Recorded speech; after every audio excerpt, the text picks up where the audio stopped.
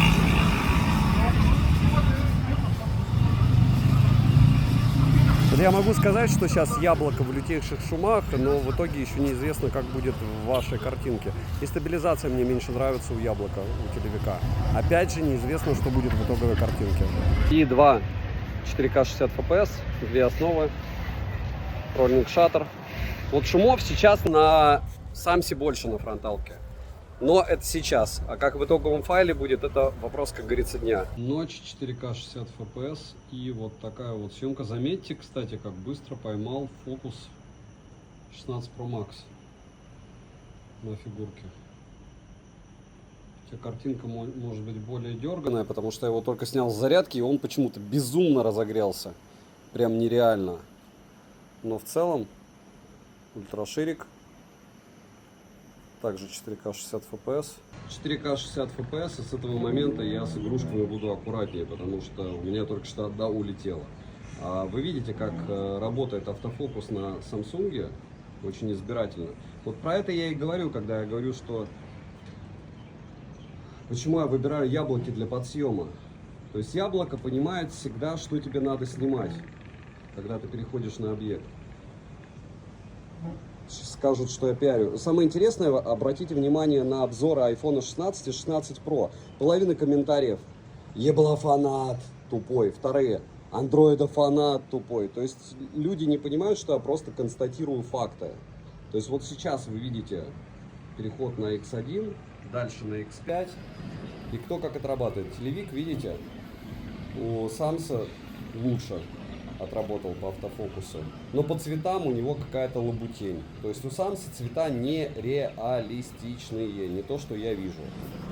И этих примеров у меня и сравнений будет еще море, тем более 16 Pro Max я буду использовать как камеру. И 16 Pro Max греется, прям вот я минуту его снимаю на него, и он греется. Я не знаю, в чем дело. Ну, и все. А если говорить, кстати, по переводу, появился перевод в бете на фронталку и не во время съемки. Во время съемки пока его не вижу.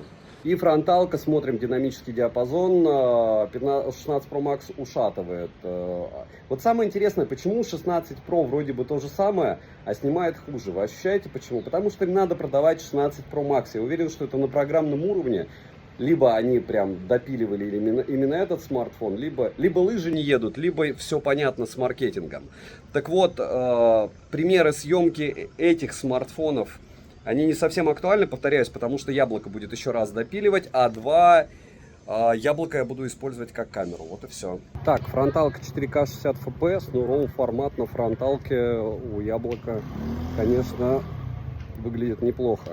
Вот так в движении при рассеянном свете вы сможете снимать на фронтальные камеры, и по динамическому диапазону я бы сказал, что в каком-то смысле здесь паритет, но сейчас у яблока определенные проблемы с балансом белого, мягко скажем, проблемы с балансом белого, это видно даже невооруженным взглядом на основном модуле. Рано они выкатили, у них еще был месяц до следующей презы, но обычно же они в октябре все это делают, но решили куда-то бежать. Наверное, для того, чтобы обогнать Snapdragon Gen 4 или из-за того, что у них там суды были, неважно из-за чего, но по факту они по мне с камерами ложанулись. Опять же, если ты не снимаешь ролики на смартфон, а я снимал ролики на 15 Pro Max, то ты не можешь сравнить объективно, потому что и те фотографии ничего, как правильно говорят, 2-3 года последние все фотографируют плюс-минус классно, и видео снимают. Но это когда ты не сделаешь контент.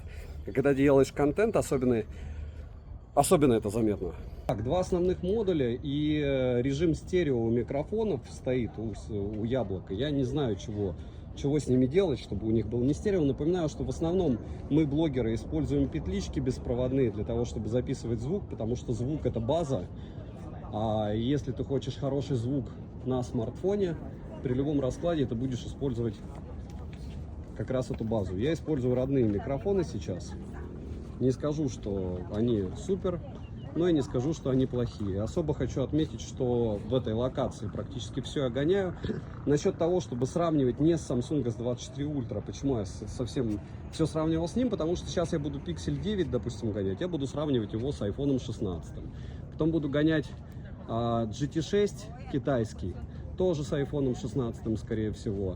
А если выйдет уже какой-нибудь обновленный Vivo, буду с 16 Pro Max. Я думаю, идею вы поняли, просто на данный момент самый дешевый и актуальный флагман по допиливанию S24 Ultra, по мне. То есть на вид это вы можете купить его за 80-ника, а это цена iPhone 16. Вот и все. Так, это основа.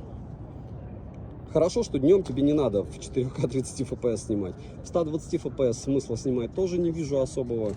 То есть чуть-чуть я поснимаю, скину исходники, но здесь вы ничего не увидите. X5. В X5 смотрите сами. По поводу стаба. По мне картинка более дерганая на Samsung. Вот есть у меня такое ощущение, что у него она более дерганая.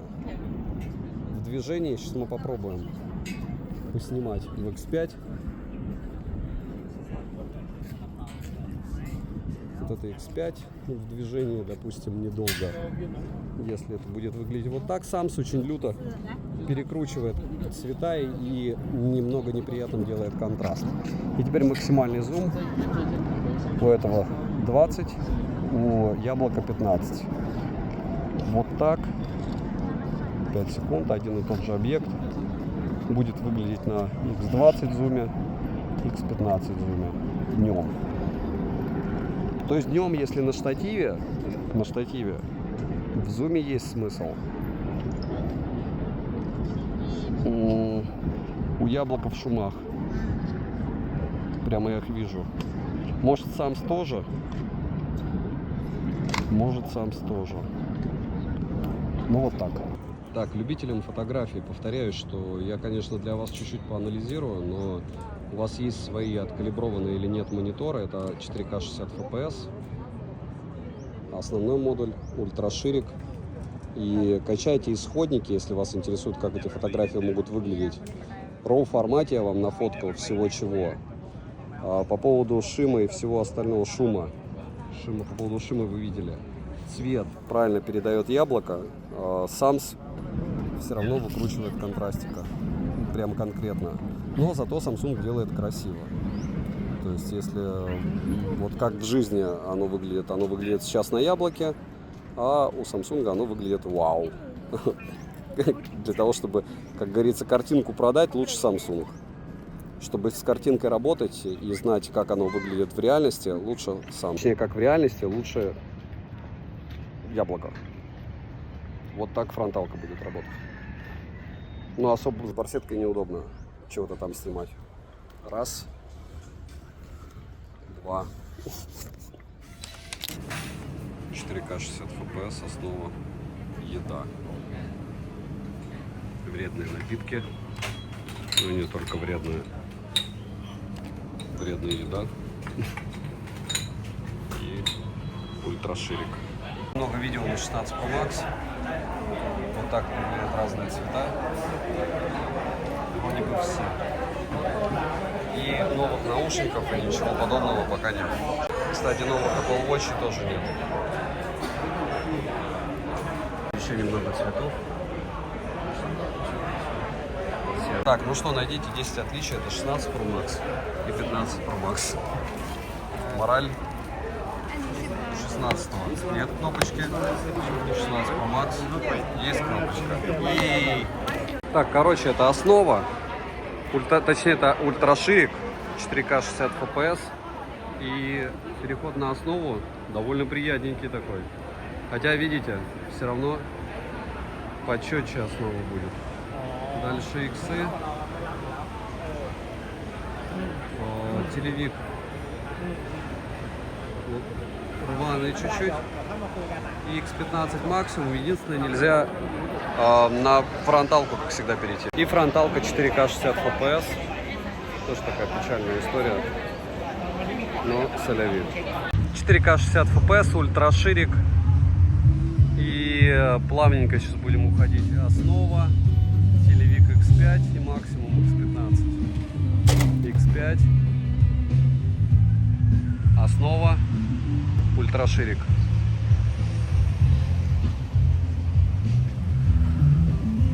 Вот так сможете снимать. И фронталка без зума, без ничего, но в 4К 60 FPS.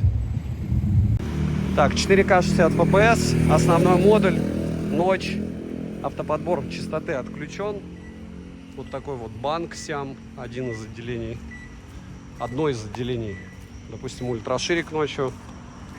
И вот так вы сможете снимать на эту камеру ночью. То, что касается фронталки, хорошо, что освещения почти нет. Вы видите, как... О! Включилось. Вы видите, как это дело может снимать ночью. Практически без освещения, либо с теплым светом. Вот такая вот съемка этой ночью.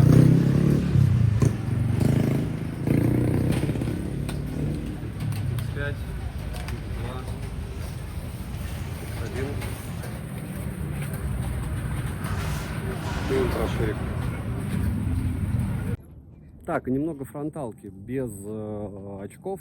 Вот так вы сможете снимать себя в 4К 60 FPS. На фронталку 120 FPS нету, что, естественно, очень плохо, что на основу не переключиться. Вроде бы переключение на фронтальный модуль с бетой добавили. Будем химичить. У нас еще есть время на кнопку, которая не программируется с менюхи. Надеюсь, они это тоже как-то исправят. И в целом фронталка снимает хорошо в яблоке, снимает хорошо в Samsung, но если вы девушка и вы хотите снимать фронтальные видео, то я бы на вашем месте покупал бы 13 Pro или S24, ой, точнее 15 Pro или 16 Pro, потому что 16 Pro Max, он тяжелый и долго, ну, либо качайте руку. Мужикам, да, мужикам еще можно будет, там, не знаю, минут 10 походить, но все равно рука устает. Рука устает от тяжелого смартфона быстрее, чем от легкого. Вот это 4К 60 FPS, основной модуль, ультраширик. Как говорят, ультраширик нужен, чтобы показать всю глубину глубины, красоту красот. Но мне не нравится все равно искажение на ультраширике, поэтому я за ширик. То есть вот за этот модуль. Почему? Ну, он снимает, по мне, всегда классно. Просто ракурсы выбирай так, чтобы все было видно, подальше отходи. Это X5 телевик, это X2 зум, это X1 основа.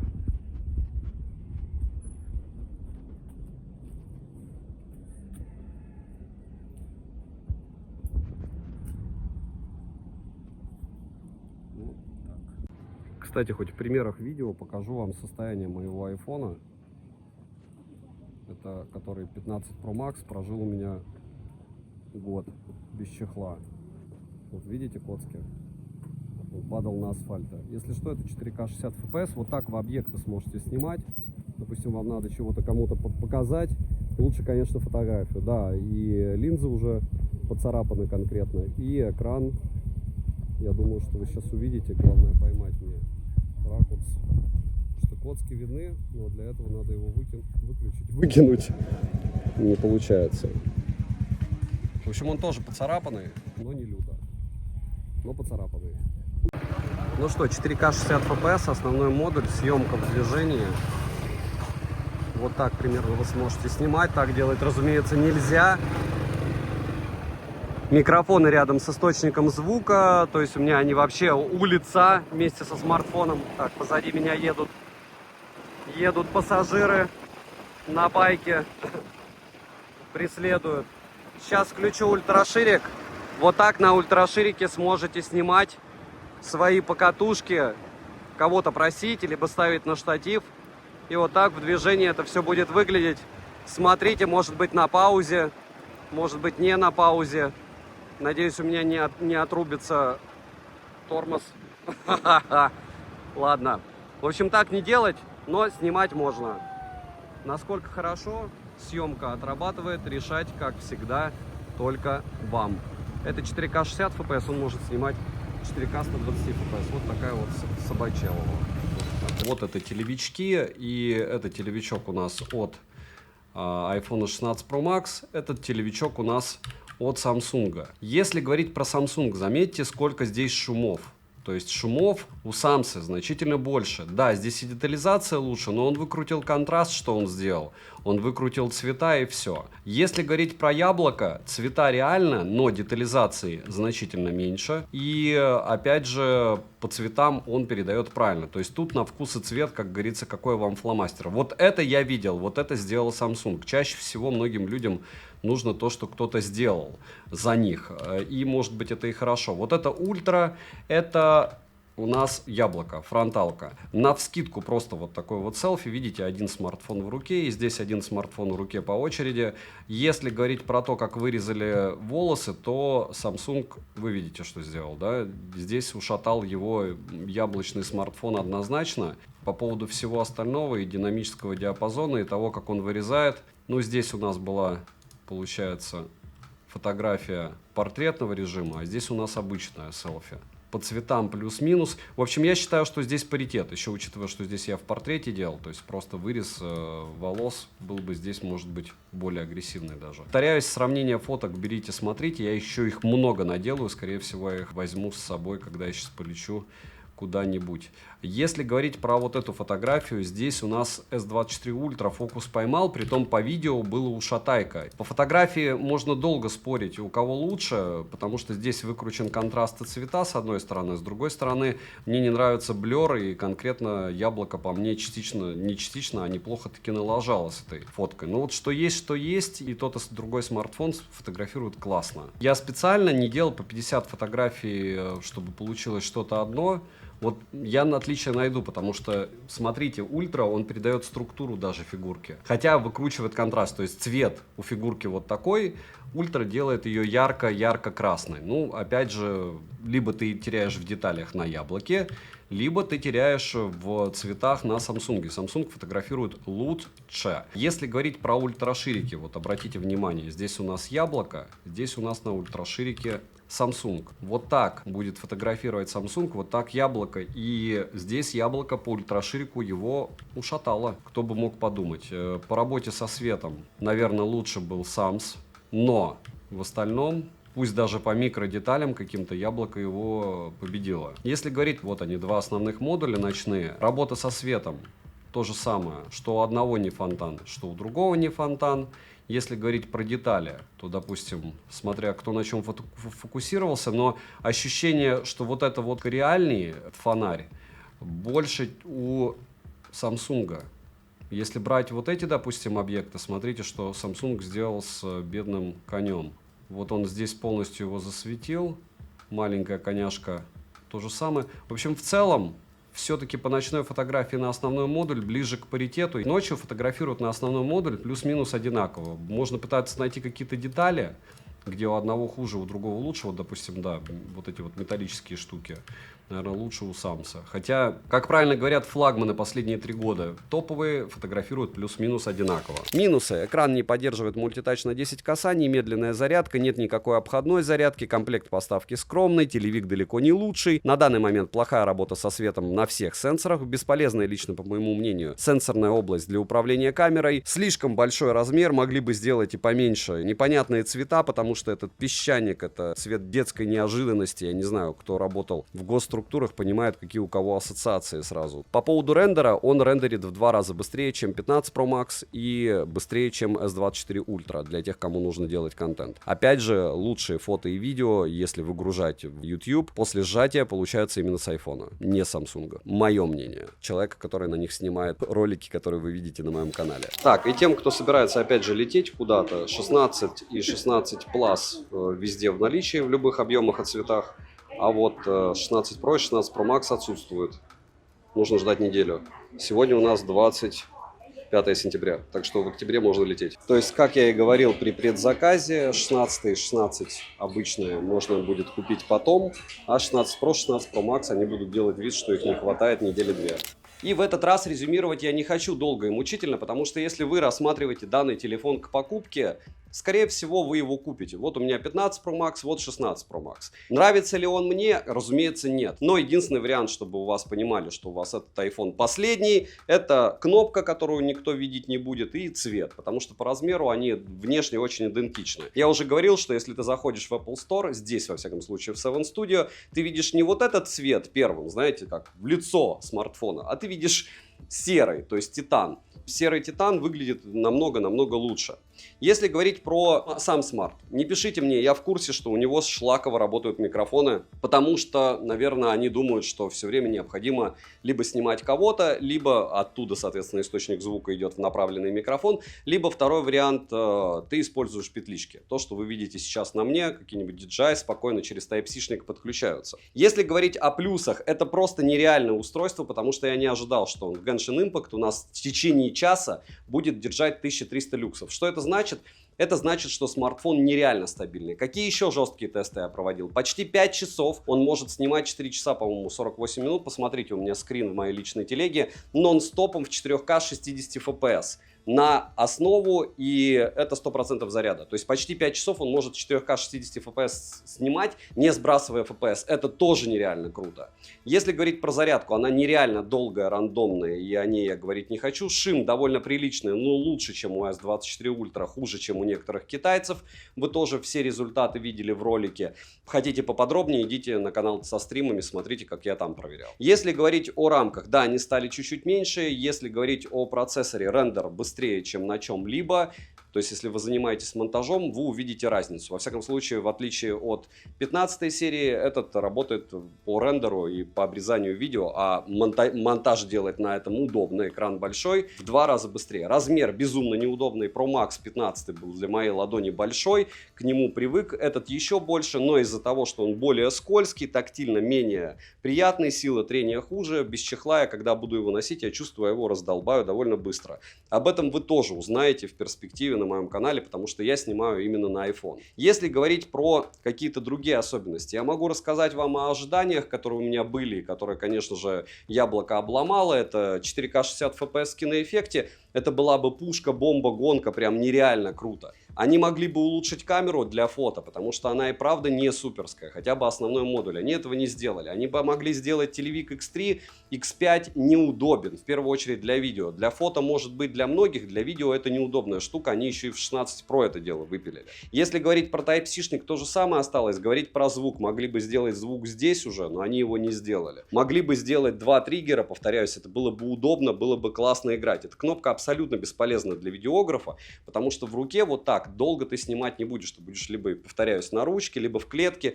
Те, кто должен, те поймут. Есть ли альтернативы на рынке по возможностям в играх? Чтобы 60 FPS держало в течение часа? Нет.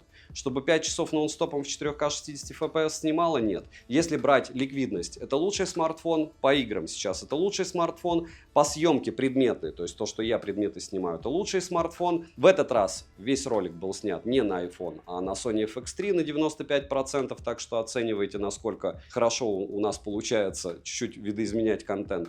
Качество этого ролика и съемки вы можете оценить только в YouTube, либо скачивая исходники, потому что все остальные платформы шакалят видео так, что вам будет казаться, что этот смарт стоит $100. И если вы не для YouTube будете снимать, а для, допустим, платформы ВК или еще чего-то подобного, вы можете покупать себе Poco X6 за $150, и качество от того, что вы на него снимете или на это, никак не поменяется. Девайсу от меня за ту стоимость, что его продают в магазине, однозначно да. Потому что они его допилили. Изменений 0. Переходил бы S15 Pro Max только в случае, если меня интересует рендер, если меня интересуют игры. Изменения относительно внешнего и функционала минорные. Отсутствие менюхи, кнопки в самом меню в телефоне по настройке вот этой кнопки — это ужас. То, что нельзя переходить все еще на фронталку, возможно, через кнопку с новыми обновлениями это изменит во время съемки, так же, как у Samsung S24 Ultra. Это мега удобно. Ты снимаешь на основу, нажимаешь на кнопочку и снимаешь на фронталку.